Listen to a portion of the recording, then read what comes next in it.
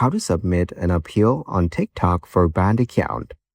To get started, first of all, you need to open the TikTok application on your phone. You will then be taken to the TikTok homepage. From this page, you need to tap on the profile icon at the bottom right corner. Once you're here, tap on the menu at the top right corner. Then, go to Settings and Privacy. Once you're in this page, scroll all the way down to this option, Report a Problem, and then tap on it.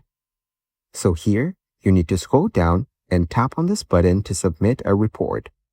After that, you need to type in the issue that you're facing with your account right here. And after you're done typing the report, you can attach a photo of the issue or a video along with it, and then hit the Submit button at the bottom. TikTok will reply to you shortly with a solution.